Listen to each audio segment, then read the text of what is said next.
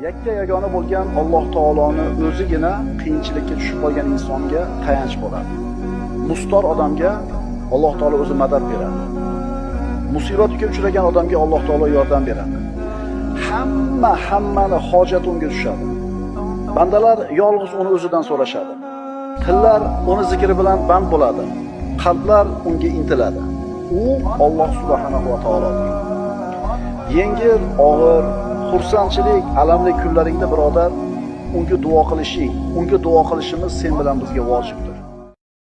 Yakka yagona bo'lgan Alloh taoloni o'zigina qiyinchilikka tushib qolgan insonga tayanch bo'ladi. Mustor odamga Alloh taolo o'zi madad beradi. Musibatga uchragan odamga Alloh taolo yordam beradi. Hammani hojati unga tushadi. Bandalar yolg'iz uni o'zidan so'rashadi. Tillar uni zikri bilan band bo'ladi. Qalblar unga intiladi.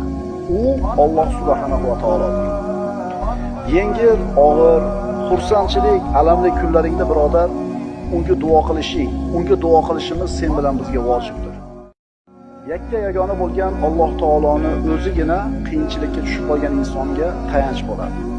Mustor odamga Alloh taolo o'zi madad beradi. Musibatga uchragan odamga Alloh taolo yordam beradi. Hammani hojati unga tushadi. Bandalar yolg'iz uni o'zidan so'rashadi. Tillar uni zikri bilan band bo'ladi. Qalblar unga intiladi. U Alloh subhanahu va taolodir. Yengil, og'ir, xursandchilik, alamli kunlaringda birodar, unga duo qilishimiz sen bilan bizga vojib.